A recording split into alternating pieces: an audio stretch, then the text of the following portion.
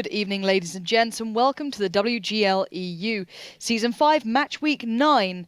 And of course, I'm Lauren Pansy Scott, your host and coordinator for this evening, and I'm joined by Ollie. How are you feeling tonight? Feeling good. Getting towards the end of the season now. It's getting pretty scary for all these teams, so I'm expecting some really interesting results today. I think that's what we can expect all across the board here, because as you said, it is becoming a little bit close now. It's coming down to that top 6. Who's really going to make it towards those offline playoffs? And it's going to be huge, pretty much. I think we know a couple of people who may be safe at the top, but outside of that, it could be anyone's game. And of course, it's not just me and him on the desk today. We are, of course, joined by the beautiful Melly. How are you feeling? Thank you very much. I'm feeling great. I pretty much got my voice back, which is amazing. And people, welcome from my side as well. Of course, we want you guys to participate. So all our social media platforms are waiting for you, which are Facebook and Twitter, of course. Always the /WGL EU.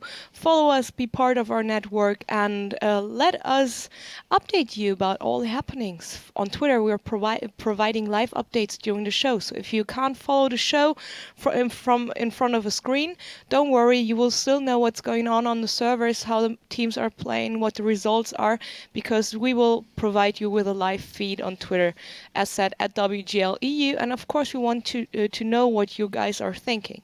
Just use the hashtag WGLEU to tell us whatever is on your mind. I already tweeted some questions, so head over to twitter.com/WGLEU and check them out and maybe share your opinion. I love reading from you. We all do. And if you want to contact someone of us directly, at Pansy, of course, they call me Pansy, and at LaughterWT, and myself at Melly with a 3 instead of an E. And yes, of course, our team vote is open for you guys on facebook.com/WGLEU. The following post on our timeline, just click the link and you will be forwarded to an app where you have to vote for your favorite team in this matchup. And by leaving a prediction, you can actually win bonus codes. So just predict the exact scoreline of this matchup, and by guessing right, you have the chance of winning one of 5 bonus codes, which are containing 500 gold, 7 days of premium, and that's it.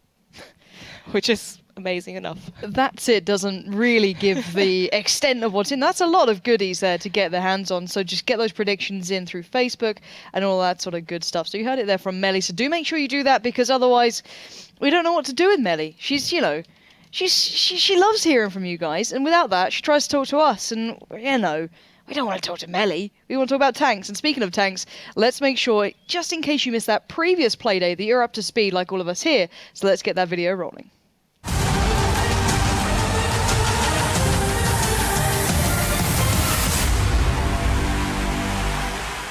Welcome back to the WGL EU, and we can get back to looking at those tanks. 1 minute and 47 left. We already have a tank down to the south trying to stay alive. Genti, however, dealing with Bishu as best he can, but getting nothing done. Bishu delivers, and it's DRL looking a little bit worse for wear. Yeah, 1,800 to 4,600 HP. That's more than double for Utopia. Here comes a pain as it's T69's crest. Yeah, those Pershings have sustained, but how much? Will's going low. This could start hurting. Goes down. It's an exchange, so Wilkie finds Bishu. And this is a 2-for-1 so far. Nice work from DRL, but taking a lot on the way. There's a massive firing squad waiting in the northwest here for DRL if they continue this push. Wilkie, so far ahead of the pack, could get caught out, getting damage dealt towards him. However, Utopia falling in numbers. 2 down now, 2 apiece. The cap is what is going here. A Message going to have to do that hero move again. Potomako doesn't hit it. Message gets it from the side. 2 seconds left. He's got to hit this one. Surely not. Just about again. Message being the player of the day. Surely 2 more shells to make. Getting one on the side as Bishu comes through. Takes down Sensei. Message taking down the opponent. And this is just going backwards and forwards. Finally falls. But look at the numbers alive for Utopia. They could just throw bodies at this, surely. Utopia picking up a strong victory then. TCM and Wooster, so 2 very good teams currently. Here we go, the 1390s and the 251s for TCM will start making the play, but look at the time limit, 4 seconds left. This may be over before they can even get close, and TCM, what are you doing here? Wooster cleanly picking up battle number 2, completely outdoing TCM. This is a disaster for TCM again. Overall 3k left. Spoink laying in fire after fire. Pluck it as well. Yukai's now on his own. He looks vulnerable there. Still Mojo and Durs might not be able to even support him. He's going to have to back away. Solo. Purple Shift's alive, but on 1 HP. This is a disaster. And look at Vertilion. He's just going to go straight in here, feeling confident. And why not? Yukai is down to nothing. He falls. 4 left for TCM. Their hopes against those offline finals might be in shreds after this game. Gonna find the touch of cover, but Vertilion comes down, cautiously does it, gets one on the way, and surely Carvy's done for. Vertilion claims it. That is a big play from this man. Last man standing, one more shot, comes out from near Pizzoni, and Wusa 5-0 TCM. And here comes the final game of the day. It's gonna be Kazna Crew up against EPS. Now, Never Give Up gets one, but it's Polsved who might get some shells across, but no, gets caught by Ruster. Ruster in a great spot there, doesn't get the shell he wanted on towards Polsved, but Paluda will, and there we go, Ruster chimes in with one for himself, and this is a decisive move from Kazna, and it is paying dividend, and then some. Straight over we go, they're not messing around. Joe and Break getting beaten to pieces and broken up and goes down. Polsved is sacrificed, but that's a good 1-for-1 pick up there, and it looks like it could follow on to Paluda. They've done just that. Yeah, at the moment, Evo Banner Squad just want to go for these engagements. They want to try and mitigate Dr. Tua as much as possible, and to be honest, they're doing a good job now. EPS are back in it, ladies and gents. 3-3 is the scoreline. Well, it's game on time. Push does come out, and let's see if that 2-5-1 stack is going to pay off. 10 seconds on the cap. That will be stopped and restarted. However, it's the damage done and received. Off the back of it, Elian goes down. Cobra Leon takes a beating, and on the drive-by, these 2-5-1s are doing it, and EPS are pulling out the most disgraceful strategy, but it's kind of working. But here we go into the battle, and it's just going to be a straight-out brawl. EPS being met with force because, well, you know, I guess it's the best you can do back to them, and actually they're losing out quite substantially for now. A little lower on HP. Rachel Potato does go down. Ruster takes a little, but back and forward Yankees from the backside taking fire from Cobra Leon. Elian on the flank around as well. German Break being the linchpin will fall, but at the moment it's just back and forward, 2 for 2. Cobra Leon can't really support from that position, and thankfully for them, EPS were on reload, but Catch Me comes up. Vetso goes low. A Ram would have taken him down, but they're waiting for shells to be available, and Polswood picks him up, and actually, the Cheese Kings of EPS look as though they might be able to do this. EPS pick it up. Dear God, that was unbelievably disgraceful to watch, but they won.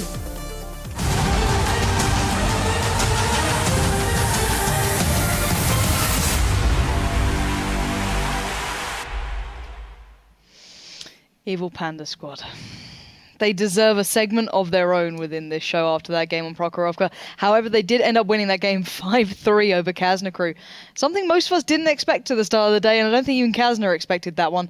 And that really did shake up those rankings. And let's have a quick look at them while we discuss what the hell happened in that game, because it does deserve at least a mention. Yeah, I mean, I was talking to the guys afterwards of some of the team captains of the various teams, and they actually said that Evil Panda Squad is doing that all the time. You know, they are training against WST Gaming, Wusa, TCM with this tactic, sending all the 2-5-1s in. So it was cheese, but it was concentrated and well executed cheese. So a massive congratulations to them, of course.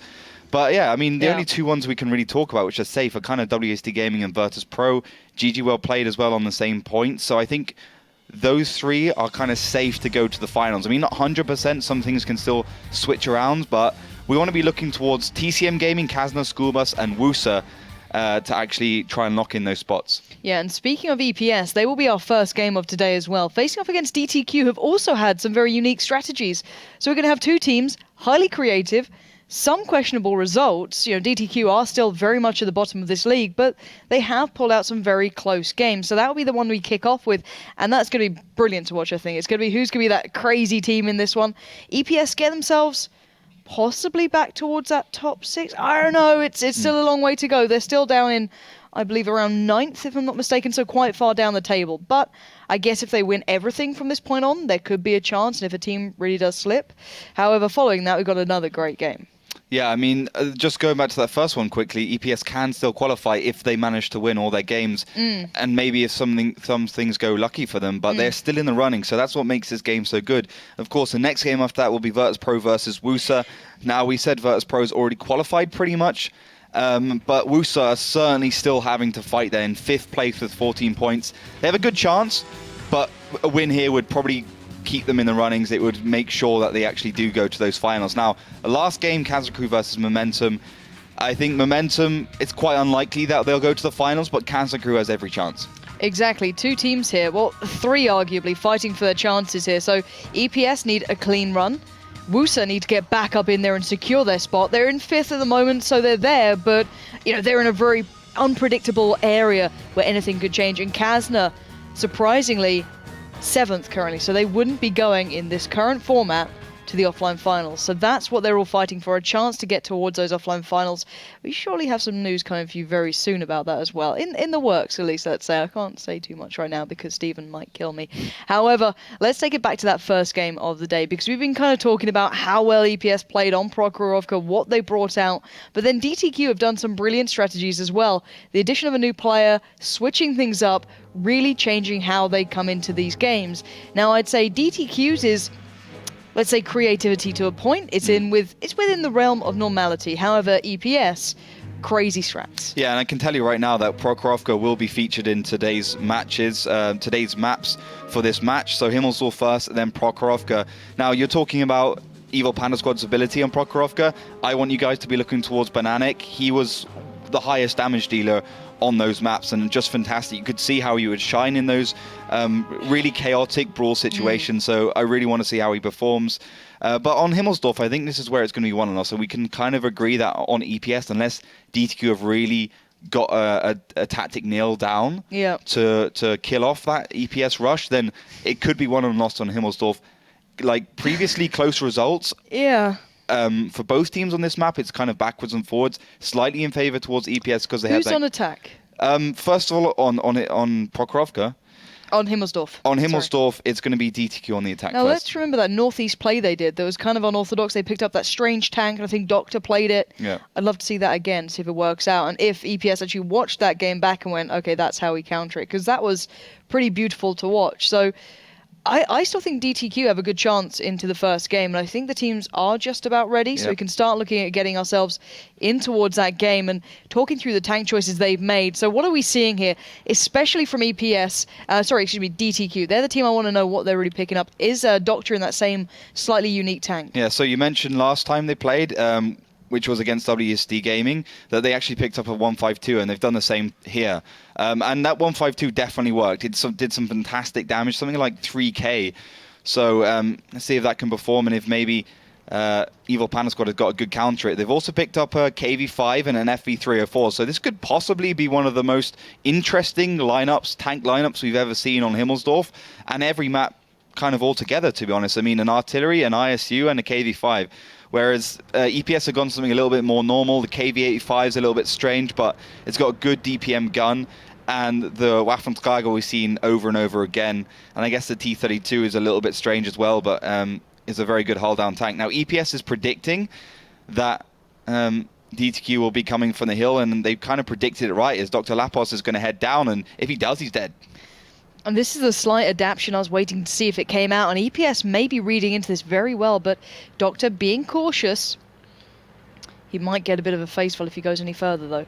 Is he there on his own, or does he have anyone supporting? He does have Nicholas Black there, but still, it'd be 4v2. They'll both be dead then. It's simple as that. If they do crest, they do go around, both of these guys are dead. Oh, Nicholas Black is about to go for the KV5, takes a beating.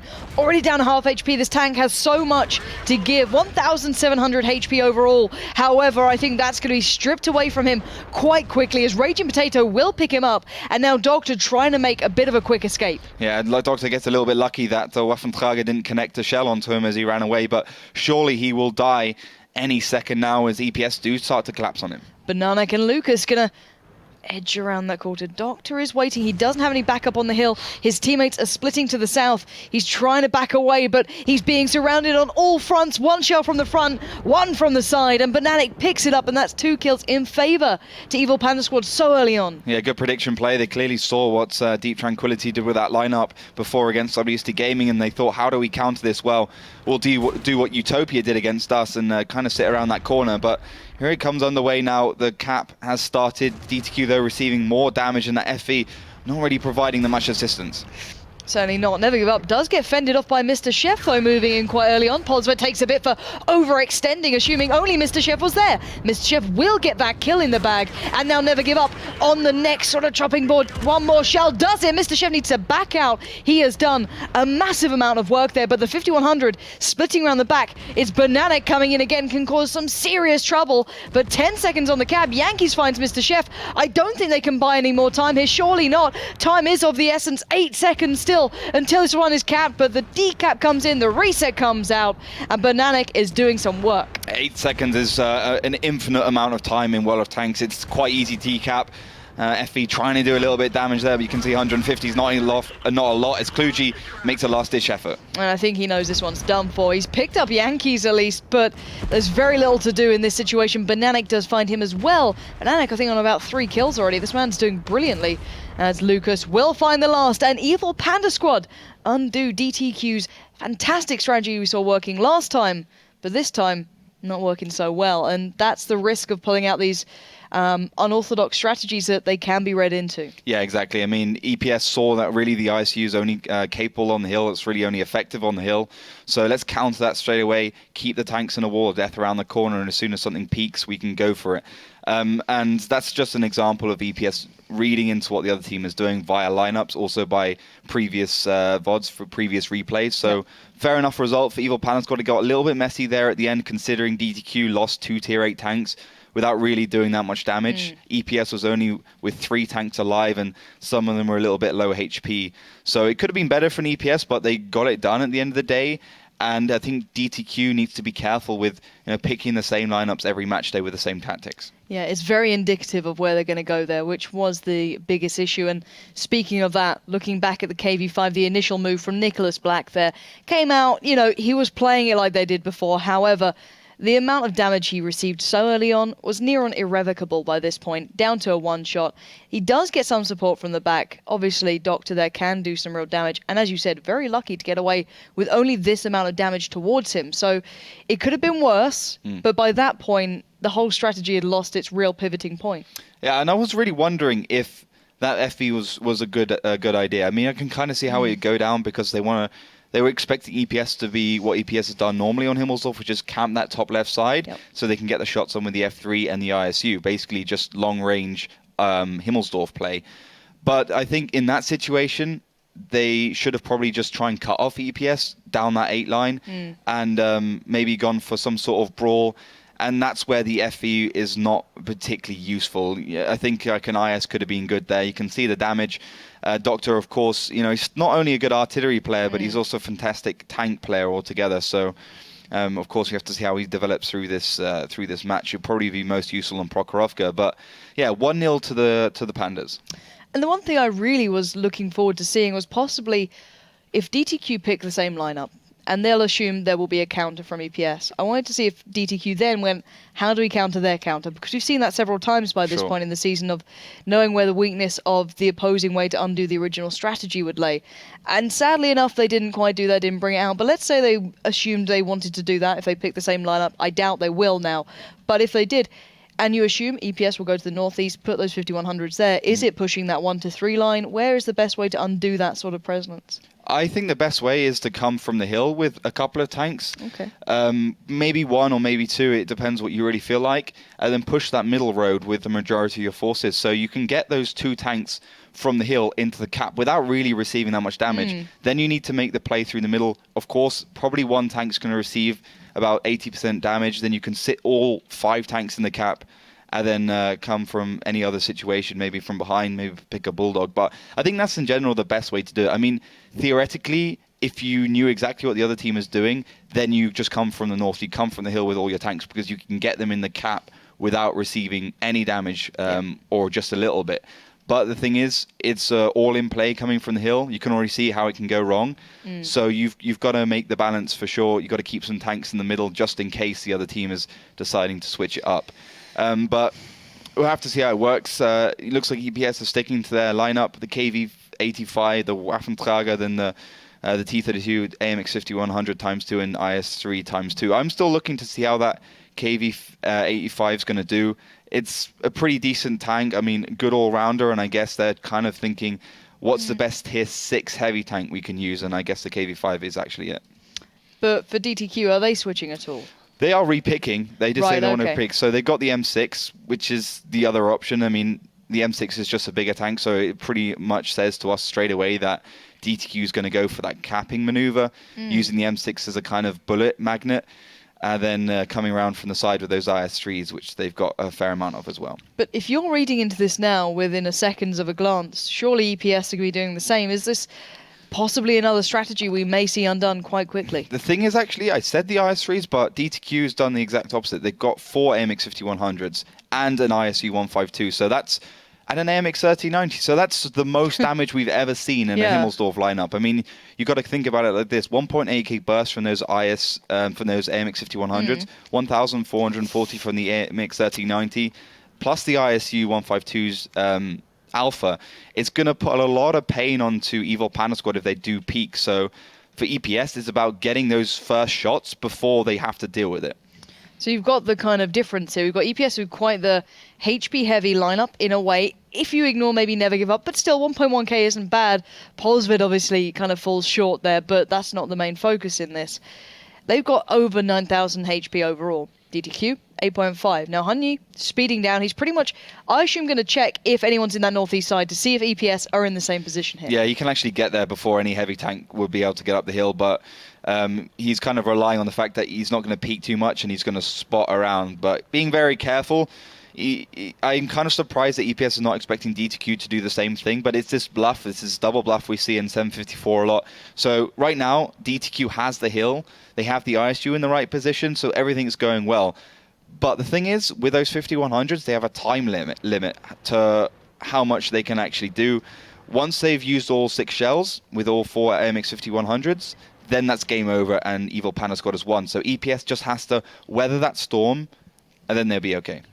Let's see if they can withstand then. This is the big question. We are seeing 15100s heading back down south, maybe to get themselves ready to watch anyone come around the backside. Honey there. Oh, Nicholas Black taking a massive amount of damage very early on. Was that careless? It's just careless. He was driving straight through the middle of the road. He should have stuck to the left side because A, he wouldn't get shot, and B, he wouldn't give away his team's tactics. So that's a big personal issue which Nicholas Black created, and indeed created for his whole team. So EPS now has a good idea of first of all, where DTQ are going to come from and what kind of tactic they're thinking of.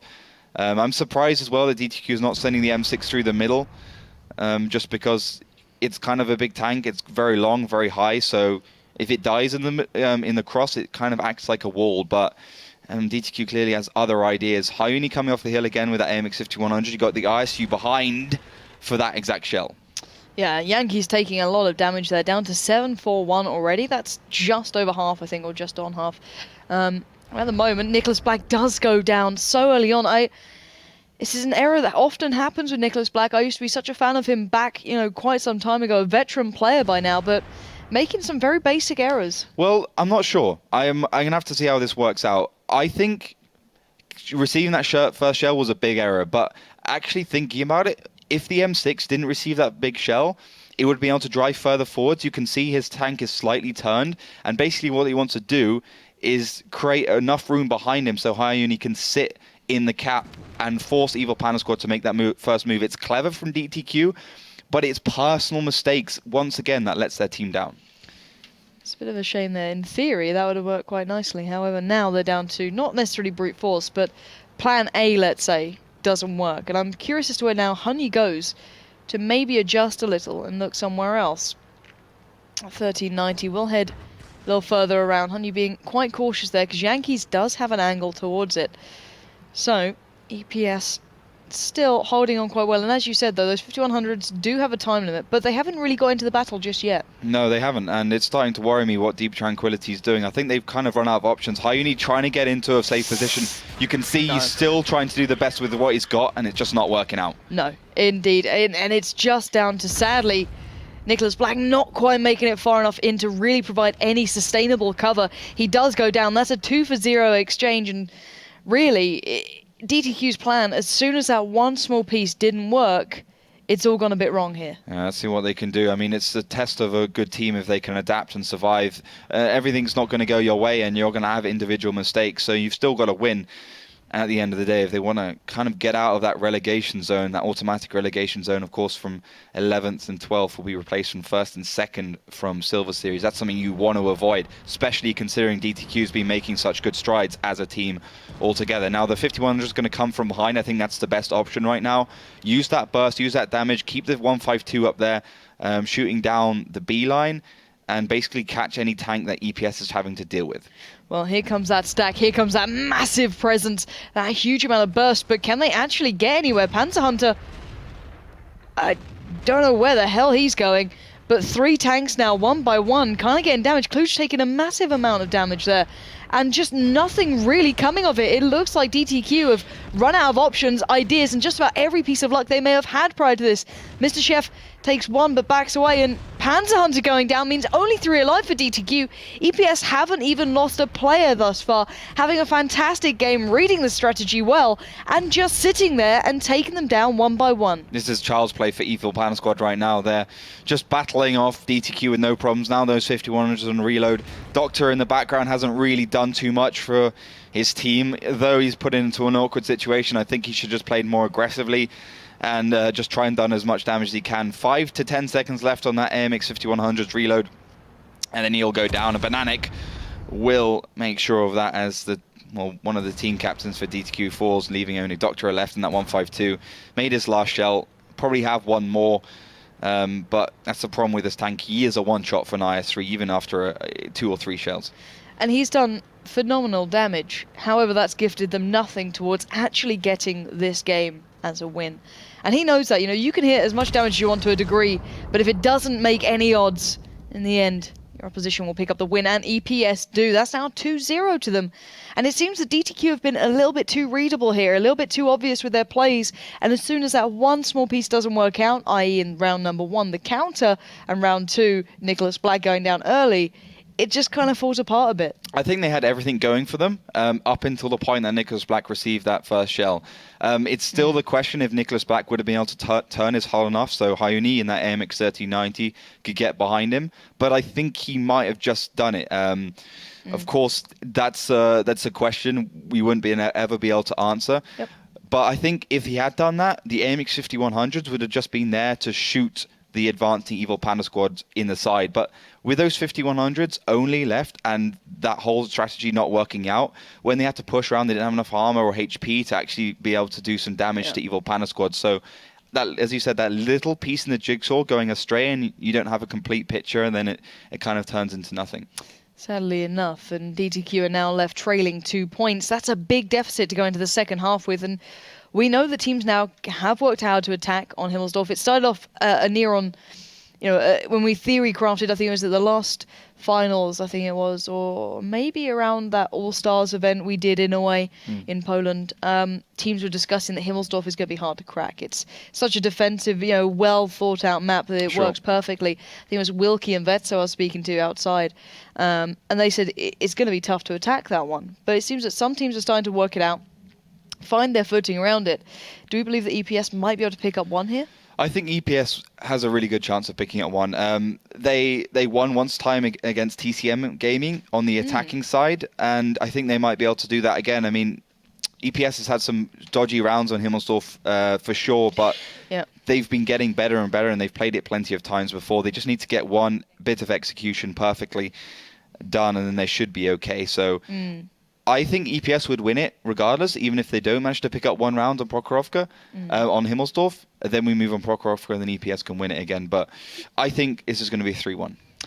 It could be. It certainly could be. I'm kind of with you in that boat as well, because 1 out of 2, I think they've done enough to prove they're on point today. They're playing well. They're not necessarily making waves yet. They've pretty much just put off DTQ so far, but they've looked solid enough. Normally with EPS, you can tell if they're either on point or not. Very early on, they, as you said, sometimes make completely rash decisions, and they just kind of YOLO around if they don't feel it's going well. So I think that's one big point of it, and they seem to be quite on point today. So maybe that's going to affect your voting anyway. So do make sure you do get involved on all of the social media avenues Melly laid out earlier for you.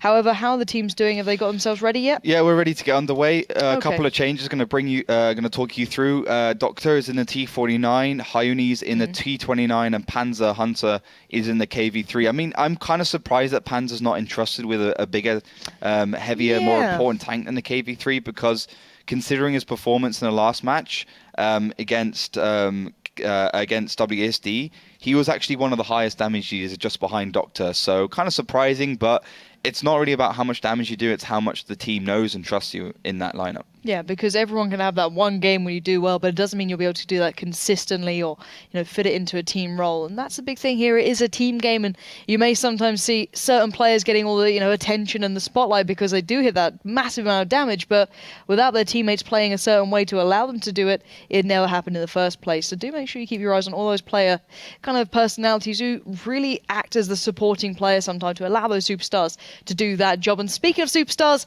it's time to get towards the game. It's going to be switching sides, so Evil Panda Squad will now be on the attack, and on the defense is going to be DTQ. And DTQ up in the north desperately need this now. They need, I'd say, a bare minimum 1 out of this, ideally 2. However, EPS are very solid, and looking at it, looking quite an even lineup almost, near exactly the same amount of HP here.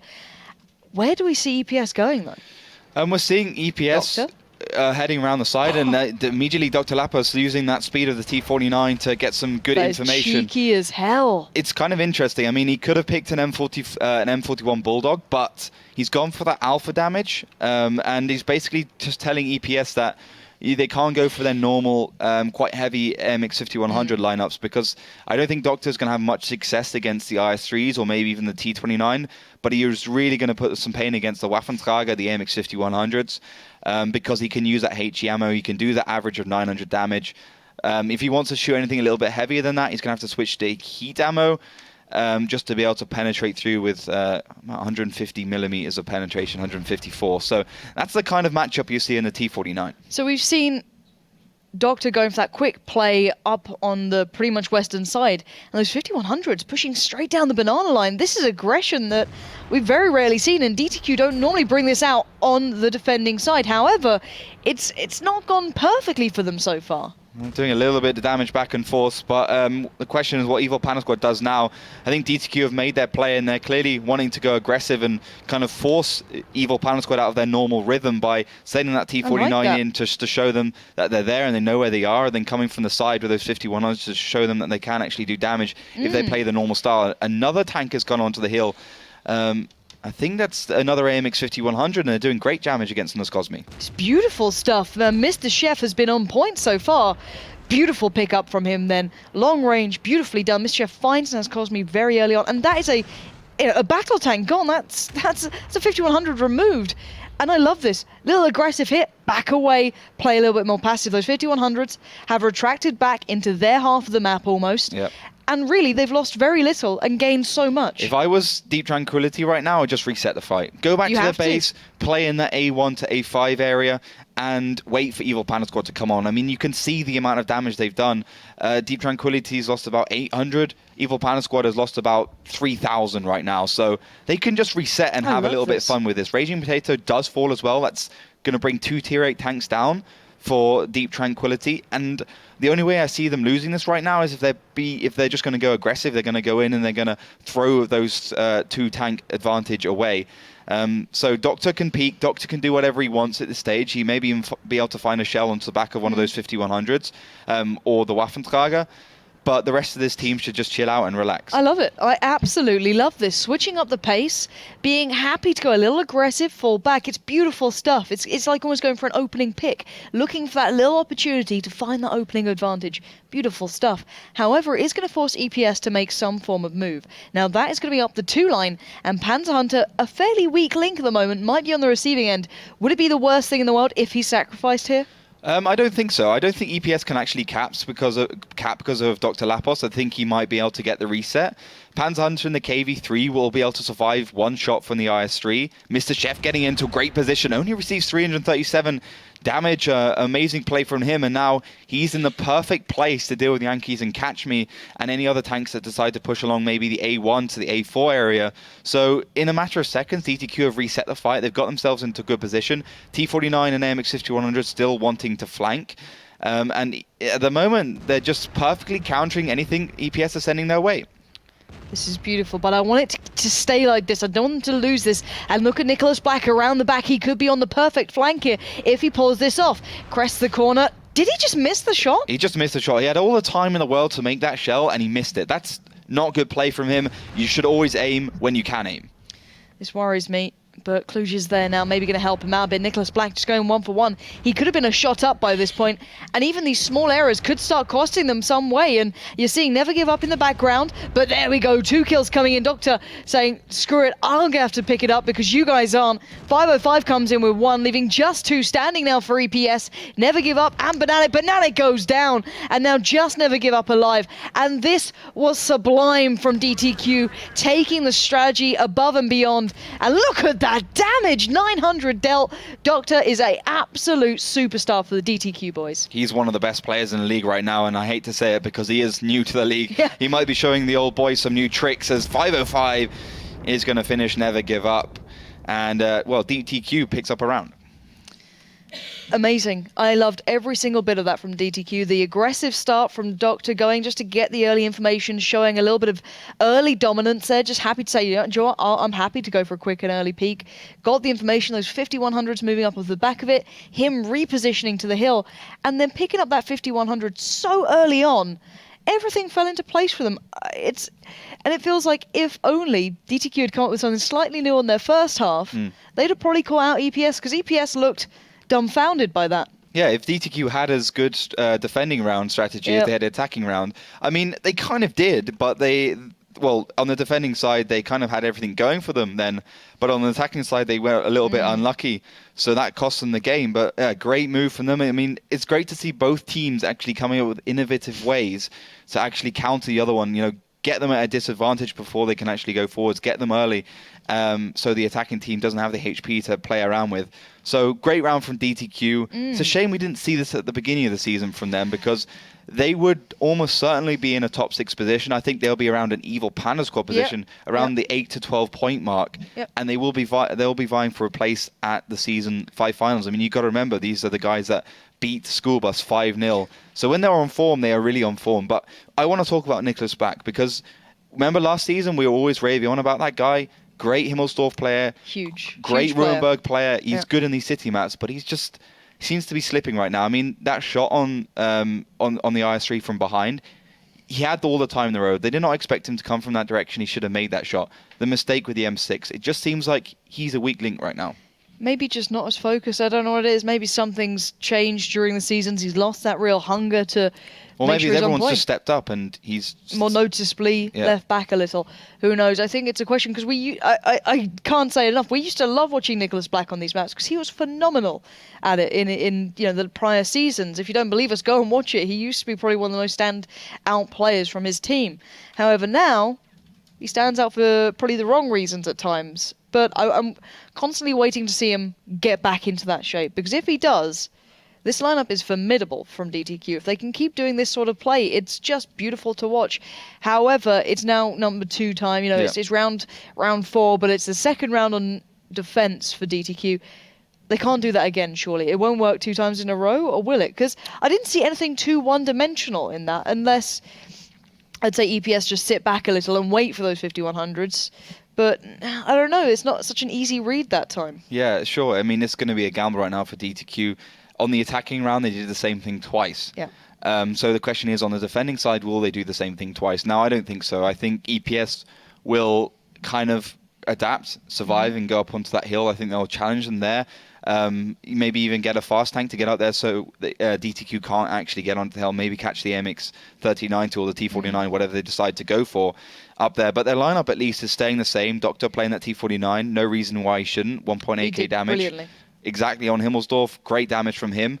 Same lineup as well from the side of EPS, but the question is, as you said, will EPS adapt? Will they survive? Will they try out a new tactic?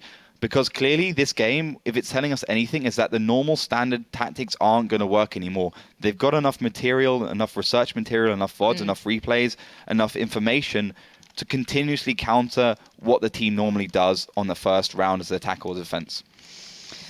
Well, it's always time to find out if we're going to see the same thing again from DTQ or if it's going to be the adapted, brilliant style that maybe we saw in the first time, but even a little bit changed up. We'll have to wait and see. Has EPS worked something out in that very short break? Another question. We'll have 6 minutes and 51 seconds to wait through until we have our answer. So once again, in the north, it's DTQ. In the south, in blue on the attack, it's EPS. And it looks fairly similar. Yeah, it looks like a same start from Evil Pan Squad. Again, not sending up anything up the hill. Looks like they're kind of gambling correctly. Those 5100s, they're actually heading into a strange direction. So actually, no, they're not gambling correctly. Deep Tranquility are doing the exact same thing again, but Dr. Lapos making a massive mistake, getting caught on some scenery, and that won't allow him to go aggressive at the beginning, won't allow him to spot, but that might as well do some favor for Evil Pan Squad because it will show that DTQ aren't doing the same thing twice. And, well, they'll be able to counter it. But let's see how that one works out. Of course, it might as well not give DTQ some information because they don't know what Evil Panda Squad's doing. So Dr. Lapos is now making up for lost time. Doesn't spot anything, but some shells do come out. He doesn't actually spot one of the 5100s. So I think DTQ has a good idea. But Evil Panda Squad are a lot more south place than they were before. They're not seeing up the G line. Yeah, a little bit more cautious now, probably after that initial start. Maybe trying to keep eyes out for a 5100. And let's see how EPS now adjust on this one. It looks like they're actually going to be heading back west. Are they looking to catch out those 5100s? It's going to be great if they do head west because those 5100s are in a very, very bad position. You can see the IS-3 is trying to get in support, so he will be able to go hull down behind some of those ramps. The 5100 on the hill is going to be late to the party and completely useless for the next minute. So if Evil Panda Squad do go for this engagement, they will be 2 tier 8 tanks above. Well, here we go. 505 in Kluge getting caught out here. That's a massive overmatch if I've ever seen one. And Lucas this time will find Kluge. And this just looks like it's gone from bad to worse now for DTQ because they're just going to be folded in on and everyone's so spread out here. Yeah, I don't see how DTQ can come back from this right now as 505's next on the chopping board. Will fall very quickly. Nicholas Black doing some good damage from behind, but you can see EPS are not that stupid. They're not staying on the 8 line. Instead, heading in towards the middle. The 5100 Mr. Chef's also spotted onto the hill, so Evil Panda Squad can deal with him. Never give up. Will probably have to sit in that position for a while more while the rest of his team cleans up the rest of the map. Nicholas Black there once again in a bad spot this time. I don't think we can really say it's his fault this time around. He is just going to be overmatched and outdone. And, you know, when the strategy goes this way, it makes it look so easy to defuse after such a decisive first round. But as we can see, just small pieces not falling in the right place. Just really leaving DTQ with very few options. Yeah, Mr. Chef, Panzer Hunter, Hony, and Dr. Left. 2 of them are tier 7, so not being able to do too much against the Onslaught. Evil Panda Squad are sure to unleash any second now, but they are going to try and hold on for time here. 3 minutes and 47 seconds left on the clock.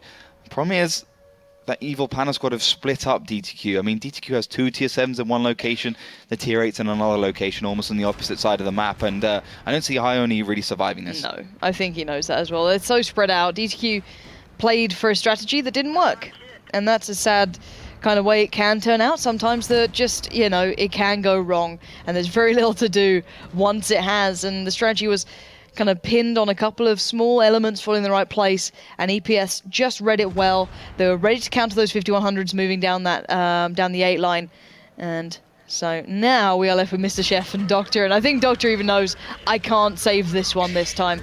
He will be taken down, and now just Mr. Chef alive. It's pretty much a GG here, and a 3-1 scoreline is quite hefty. Yeah, Evil Panda Squad, as I said, getting that necessary advantage they need. Mr. Chef will find probably Lucas Shiasti. No, he doesn't. He actually gets tracked, so Bananek will be able to finish this one off no problem. And Lucas Shiasti coming off reload on the that T29 does actually find him. So it doesn't matter anyway. Mr. Chef on reload now for 48 seconds or something like that in the MX-5100. And does eventually fall via Yankees. And 3-1 scoreline to Evil Panda Squad, the Polish team, coming ahead in that first map. Yeah, 3-1's quite drastic as well, let's be very honest. We've very rarely seen teams turn that one around. EPS has been one of those teams who kind of decided they wanted to rush their way through Prokhorovka and try and get the win here, but now they're on the actual advantage. I don't think they're going to be too hard pressed here. However, DTQ once again have tricks up their sleeve, but I feel in that last round of Himmelsdorf, it just went downhill so quick. You could see what both teams did. They both made the same mistake. So Evil Panda Squad tried the same, well, DTQ tried the same thing twice on the attacking side. The first time it actually got caught out by Evil Panda Squad, and then on the defending side they did the same thing twice. It worked perfectly the first time, but the second time EPS had learned from their previous mistakes when they were defending and actually took them out. And that's kind of frustrating me because DTQ has good ideas, but surely they're not a one-trick pony. They don't just train one strategy on one map and then hope it works every single time, because clearly it doesn't. Perfect prediction by Evil Panda Squad. I mean, I'm quite impressed because they didn't spot that T49. So theoretically, DTQ might not have been doing the same strategy twice. So great play by Evil Panda Squad to know that. And they kind of were thinking more along the lines of, okay, what can those tanks do in what position? And what kind of strategies have DTQ been doing? And they clearly saw that DTQ likes to play the same thing over and over again. So first map over. Moving on to Prokhorovka, our next one, and, well, we've got a lot to talk about from EPS on this map. We do, but we have time for that in just a little bit, so do keep your prep just locked down a little longer. I know there's a lot to discuss after even just that previous time we got to witness them against Kazma. Teasing them. Indeed, you keep you on your toes, Some people at home. Teasing with some cheese. I don't know, the little mouse trap that would go off or something. Anyway, that aside, Melly, how are the people at home doing? Are they getting the votes in on this one? Is it going the way they kind of thought?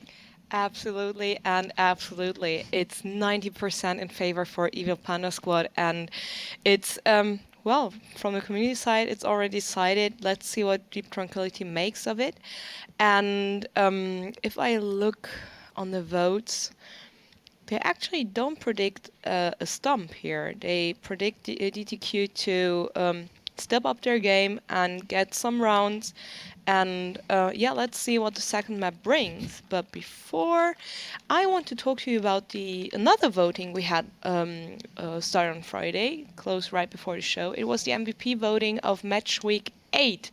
And well, with having Matchweek 5 MVP being an Evil Panda Squad member, well, the Matchweek 8 MVP is another Evil Panda Squad member. It's Raging Potato. Ooh. Congratulations, buddy. 100 euros bonus towards you. And yes, having a closer look on the past MVPs from Matchday 5 to Matchday 8, it's either been Evil Panda Squad or Kazna Crew. So let's see what the following match weeks will bring. People, the next vote will be live on Friday after both playdays of this match week have been completed. And we got our nominees for which you can vote on Friday afternoon, as said. And I'm really excited.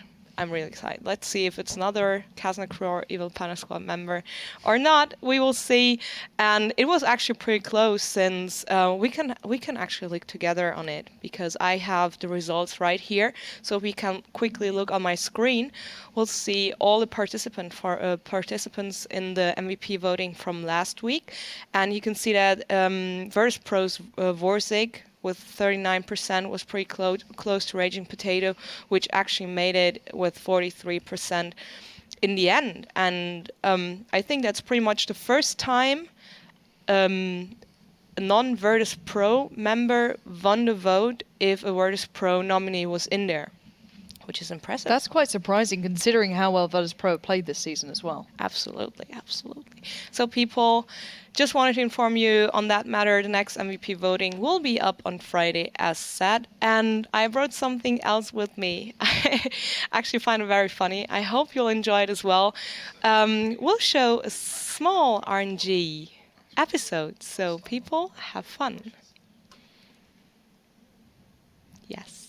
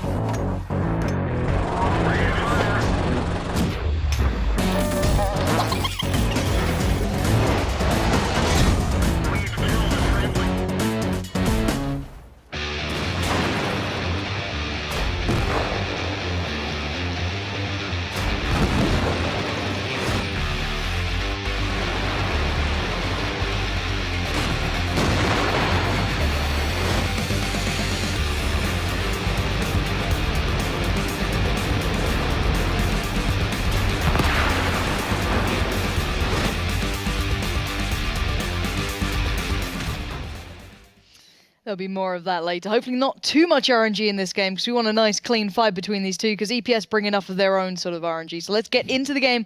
The teams are ready and let's see if it goes down the way we thought. And take us through your opinions on this matchup because we're seeing the 2-5-1 stack coming out again for EPS. Just talk me through what to expect here. You can predict another Evil Panda Squad push in, another all-in with those 2-5-1s, the 2 Bulldogs and support to give a little bit of extra burst. And let's see how this one goes. You can see Deep Tranquility clearly trying to stave off some of Evil Panda Squad, but I'm not sure how much that's going to really do. Panzer Hunter, Mr. Chef on the flank, and they're doing some good initial damage, but Mr. Chef gets cancelled out of this game via a good shot by Raging Potato, and I don't see how Panzer can survive the next onslaught either. I don't think he can.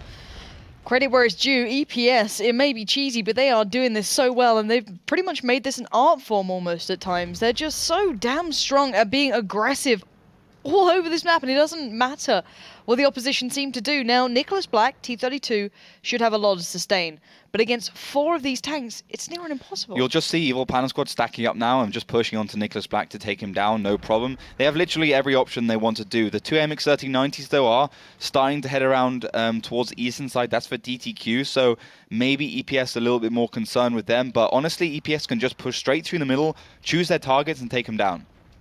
Oh, Nicholas Black again. Nothing to do here, almost like that final round of Himmelsdorf.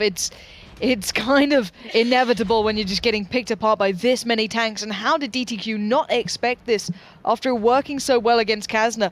Of course, the roaming squad of 2-5-1s were going to come back out, and Doctor can try and do what he wants. He's got one shot off, but by the time he has another one lined up, he's taken down. Never Give Up comes in, and this is just brilliant to watch, to be fair. The new meta might be set by Evil Panda Squad of all people. Finally Catch Me goes down, but while they do that, they picked up another kill. There's only 2 left alive for DTQ.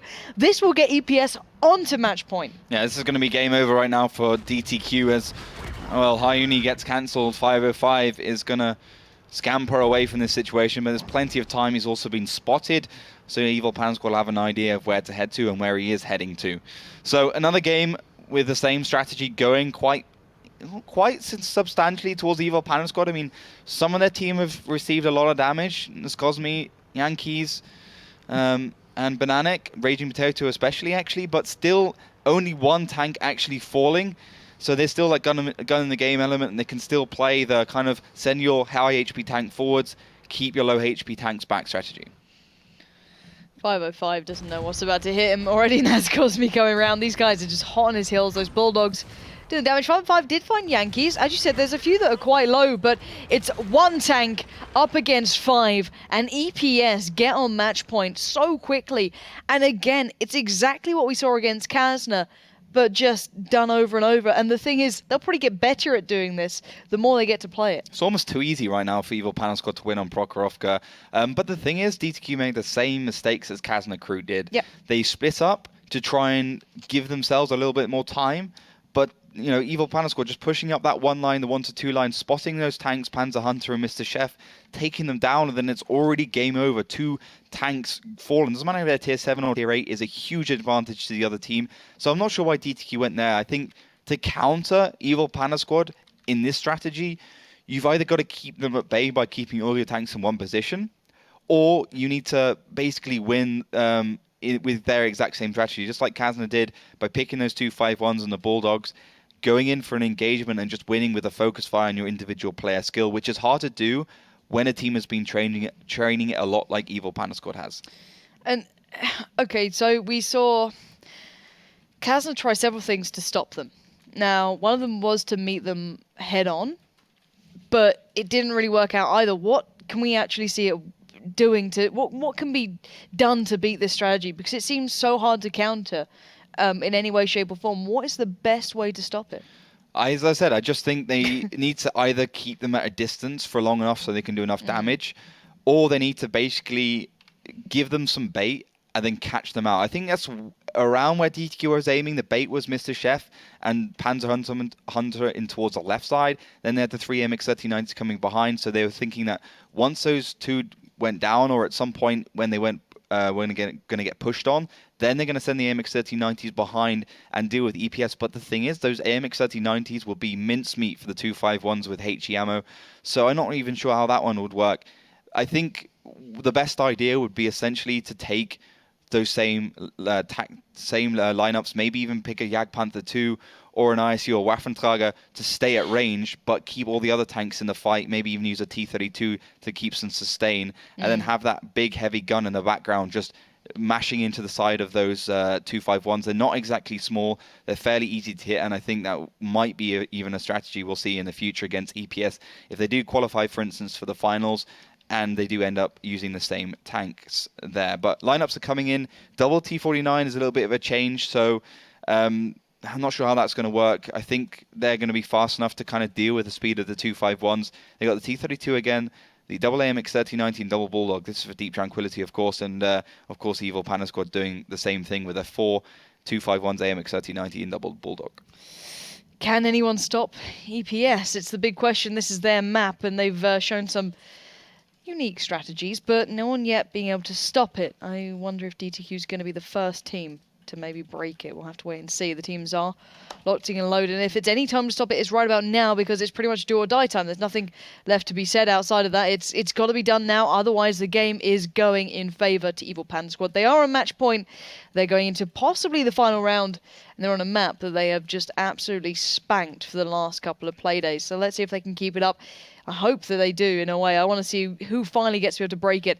So here we go. Time to get into game and get this one rolling. 4-1, as we said, to EPS. And this time it looks like they're switching up where they're going, but still with such a similar lineup. We haven't seen EPS use this tactic in this lineup towards the right side, maybe trying to catch Deep Tranquility by surprise. Again, they're kind of gambling on the fact that Deep Tranquility is a team that does the same thing over and over again. So they're predicting that those AMX 3090s are going to come up the 7 line towards the right side of that railroad, and they're going to be able to catch them out. But so far, it's not working out because DTQ are playing it patiently.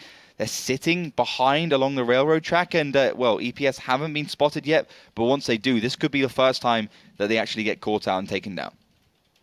Maybe, just maybe. I don't know why I want people to beat them doing the strategy. It just feels like I want to see someone finally stop it. The cap started. There's even variations to it. That's the thing. It's not just one. It's not just one rush. They have their mind. It's like a hive mind almost. They all just start swarming together. And Nicholas Black once again, maybe the first bit of tasty bait. Lucas holds the line. Never give up. Goes over. Raging Potato. Catch me. All starting to head across. And Nicholas Black taking a beating, but still alive. Surely going to go down soon. One more shell will do it. Catch me. Will find that shell in the end. But now, actually having to crest that middle line. They're taking a lot of damage here. It's not going well for Evil Panda Squad right now, although they're doing some good damage back. They have received 2 tanks down for only taking out Nicholas Black, and that's the change in strategy. Clearly not working. This could go both ways, of course, as DTQ receive more damage. DTQ, you're meant to be the ones. Find a way to stop the strategy, but no.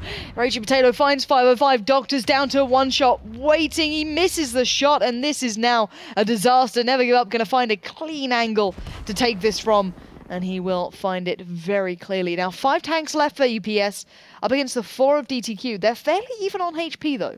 I don't know about that. DTQ is yeah, they're 1,000 above. 1,200, almost 1,300 HQ hit points above. But Evil Panda Squad's still quite an unstoppable force. But let's take stock. So with 4 tier 8 tanks alive and 1 tier 7, that's okay for Evil Panda Squad. As long as they use Bananek in that 251 to best effect with that 100% HP, they can still win this one. Now DTQ has 2 tier 7s alive, both the Bulldogs, and they've also got 2 tier 8s. The thing is, the reason why they have more HP is because of Cluj and that T69, which doesn't necessarily mean a lot, as he is playing the T69, the T178, not particularly accurate in terms of a gun at long range, so he's kind of predicting that the Evil Panda Squad is going to do that close quarter brawl to be able to deal with him. And also behind double bushes, they will get spotted first, so technically he can make a couple of shells, also get into close range, and then he'll have the reload before the AMX 1390 does, only at 25 seconds to 35 seconds on the AMX 1390. So it could go well for Deep Tranquility right now, and that's the thing. Evil Panda Squad changed things up, and now they're struggling. Yeah, maybe it was meant to be a one-dimensional, one-dimensional even. Oh my god, that's just one direction. Did you just say one direction on stream? I did. A shame on you. Oh, Harry. What can I say? Anyway, maybe it's meant to be a one-dimensional. That's what I wanted to say. Tactic. I feel could be a disgusted stylish myself. tactic as well. Shut You up. just don't see that kind of quality. But let's see if they can pull it off now. DTQ are the only teams to really defend off much from EPS on this map recently. But Yankees and Raging Potato going to be catching Honey fairly low here. He's kind of caught in no man's land. Kluge might be his bit of cover to gonna run behind, but EPS, bearing in mind they're on the attack. There's still 3 minutes left. They've got a lot of time to work with still. They've got plenty of time to work with, Yeah. and they're doing a good job. They still haven't got the HP advantage, but they know where Deep Tranquility is. The blind shot's clearly coming out. Mr. Chef, though, on a little bit of a walkabout, doesn't get spotted. Jesus. Could get spotted as he goes across, but you can see the M41 is pretty decent in terms of camo value. It's a big tank, but it can certainly sustain and never give up, actually caught in a bit of an awkward situation. Yeah, pushing out a little too far maybe. Unlucky timing, you might say, but unlucky or not, Panzer Hunter will find him. And now, 4v4, all even. DTQ still firmly in the lead with that HP. Looking at it, 3.4k to 1.8.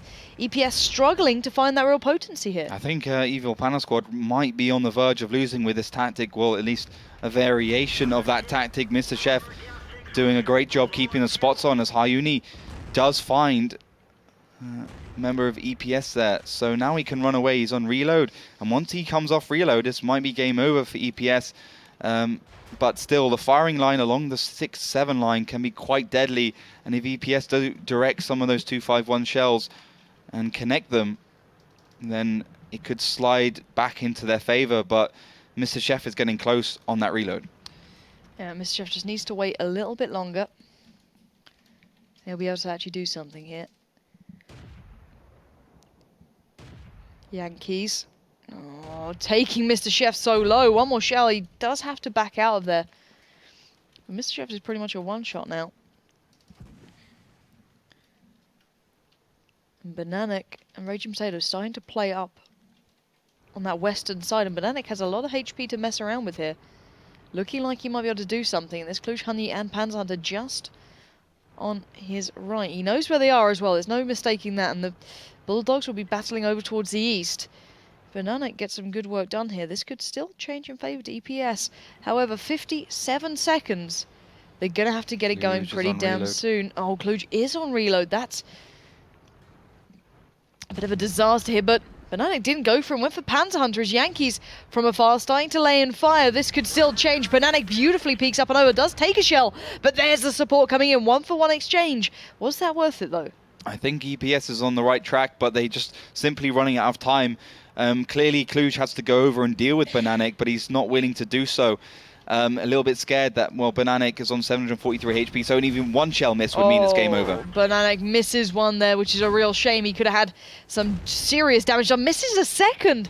Not what I'm expecting. This man's been pretty much a superstar for the EPS side, but as we can see, he does go down, and now just Raging Potato left alive, 1v3. He probably won't even be able to find Mr. Chef by this point, who's made a bit of a runner, and now with 3 seconds left, it looks like DTQ gonna hold on to this for battle number 6, take it into battle number 7, and EPS just did not have that real potency in that strategy. Yeah, they changed things up, and So it didn't work east, out. didn't They went to the east, to the right of the railroad, and then tried to catch DTQ by surprise. They're clearly expecting DTQ to again make that move around the side with the MX-1390s, but they didn't get the timing right. I think if they gave DTQ another 30 seconds to a minute, then they would have found those MX-1390s on the cross, and then they would have been able to win the game, but they didn't. So basically they had to deal with DTQ at range with all their tanks in one place, and then they went for that T-32, which wasn't a great idea. I think they should have gone north and used that hill on towards the left side of the railroads to kind of kill those AMX-1390s and the T-49 there. And then it would have been okay. But Evil Panda Squad, seeing the most obvious target and going for it, didn't work in this situation. Well, a couple of things to learn maybe for EPS, and maybe they'll just fall back to that same strategy they ran in the prior rounds now, because they're switching sides, but Prokhorovka can play out quite similarly. I think we saw EPS still doing the same thing even on the defending side. They still went with the 251s, they still went aggressive, and I'm wondering if they could do the same here. If they do or if they don't, it's completely down to them. You know, it's probably been their most successful strategy, I'd feel, and probably brought up their statistics on Prokhorovka drastically in comparison to how they were before they did this. But are we going to see it again, looking at maybe what they've selected so far? I think so. I don't think Evil Panel Squad really has any other tactic for this map right now. So I would be very surprised if they do pick anything else. Looks like they've gone for the 6 tier 8s, and Lucas Yestiod, of course, will have to switch from the AMX 1390, or he doesn't. Even Pulsewed is in that T37. So the difference against Kazna crew is that against Kazna, they still use the AMX 1390 in the Bulldogs. This time they're using a T37, which is, of course, a tier 6, and then 5 251s and an AMX 1390. So they're going for a little bit more sustained damage throughout the match as opposed to those Bulldogs, which are very good when you want to be in those close quarter situations, aka when you're attacking, because they can get that burst down. Well, nice to see that they've actually worked out a small variation to attack and defense. We'll see if that actually affects anything in this, though. Will it actually change the way that goes down? And will they go back to playing the way they know best, out on the west side of the map, not crossing over towards the east, and staying in that open area? And I wonder if maybe DTQ take themselves over to the east and force them to play there. But it's all up in the air at the moment. It's all down to how the teams want to come about this. It will be DTQ on the attack, if I'm not mistaken now. Yeah. And EPS on the defense. So it's down to DTQ to start taking the pace in their own hands. They have run with artillery before. They do like that sort of play, but whether we see it here today, I'm not too sure. Doctor's been sitting in slightly different tanks. Are we seeing that selected for them? No, we're seeing no artillery. We're seeing actually the same they use kind of on the defensive side. T32 played by Nicholas Black. Doctor in that T49, and finally Cluj in the T69 for interesting tanks. So yeah, pretty much the same lineup they used on when they were actually defending as they are when they're going forwards on the attack. I guess Evil Panel Squad's going to do the same tactic, which are those 251s. And looking at the lineup, as long as they don't get too close to the T49 or the T69, it will probably end up working because of those 5251s and the kind of damage they can do. They're going to struggle a little against the T32 as they always do, and of course the T32 will just be driving straight into the middle unless it literally is suiciding. So it's going to take a little bit of time, but once that T32 goes down, we'll see the rest of the DTQ fall as well. Let's find out how it is going to go down. There's so many variations, so many options on the table at the moment, but let's have a little look at how EPS start this one off as well. DTQ are in the south, they're on the attack. They're going to start defining the pace as soon as they can. And it looks like a bit of a split. However, EPS in the north, the team I want to look at, are doing the same thing that we're used to now, this roaming pack, but will they split across to the east or keep heading down south? Well, Nicholas Black got pretty good spawn in that T32, so he can actually head over towards the right side. He'll still get spotted, so Evil Panel Squad knows that, well, at least a T32's there, and we might have to deal with that. And it looks like the whole of their team is going to be going forwards to deal with that, predicting that some of DTQ over towards the 1 and 2 line, and some of them are towards that city. Oh, this is dangerous. Nicholas Black again just gets beaten down by the sheer number of Evil Panel Squad willing to challenge, and now the rest of EPS just need to look for their next target. One by one, catching them out. Cluj is next. Cluj goes down. Catch Me finds it. And this is just a disaster for DTQ.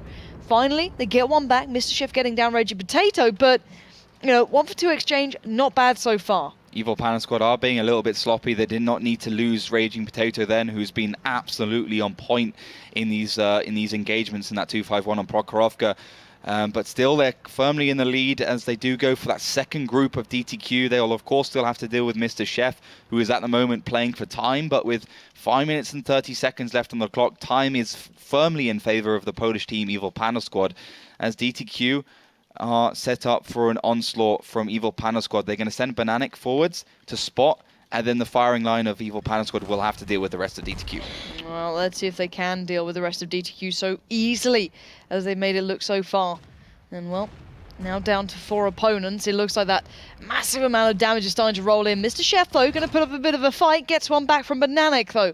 Polsved going to put himself out of the fight a touch. Maybe get to a slightly more safe ground and leave the tanks on slightly more HP to start bearing the brunt of this. Yankees gets a little. Bananic starts heading in, and Bananic's doing great work here on those close lines. But Mr. Chef still in the fight, already picking up 2 in this map. Not enough, though, as Lucas comes around, finds him. And now Lucas goes on the hunt. His aggression is second to none, picking up a vast amount of kills just in that move. And look at them moving on. folding into the opponents, and it's pretty much a 5v1 here, 5v5.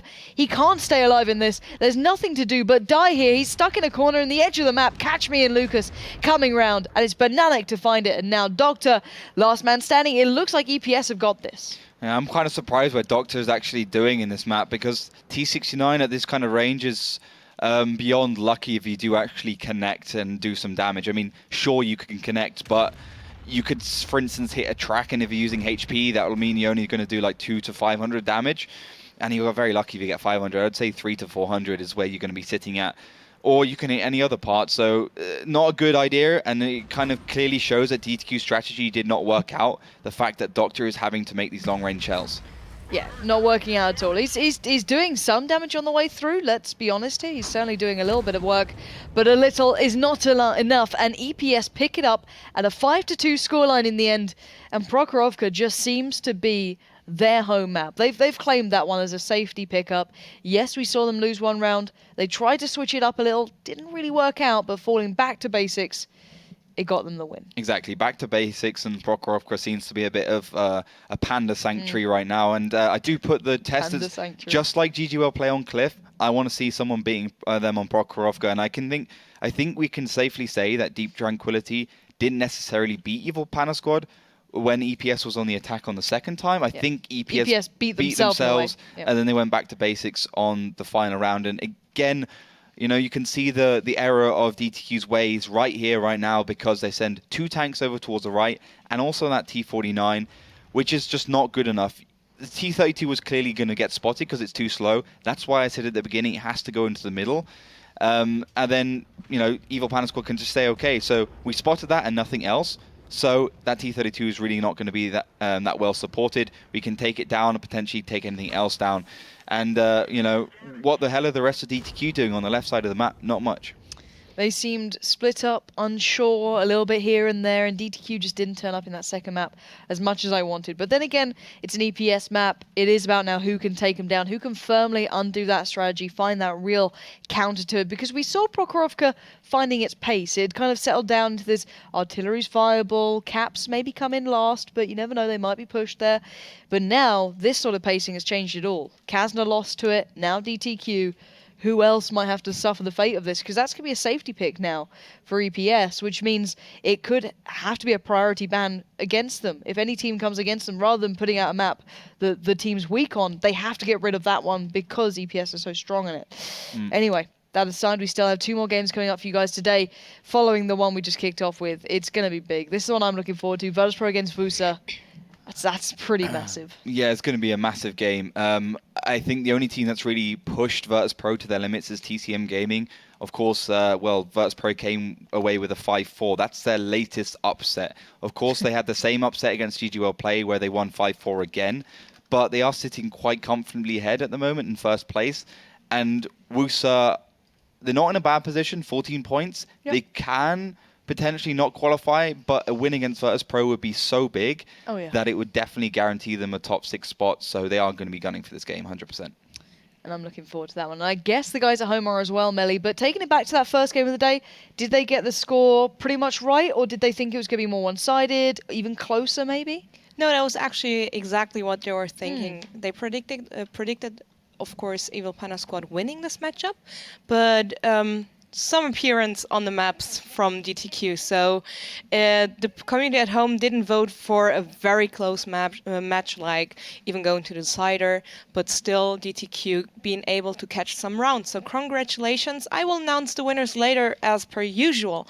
And the next map vote will be online in a few minutes. So head over to Facebook, facebook.com/WGLEU, where I will be putting up the next vote in the next few seconds. And people, if you just tuned in, well, you missed that one. Too bad, but don't worry. Tomorrow the VODs will be up, so just follow our channel on YouTube, youtube.com/WGLEU. It's always WGLEU to get notifications as soon as we upload new video content, and also the VODs from today. So that's pretty much all for now. We'll be heading into a short break, but we'll be back after 5 minutes. See you then.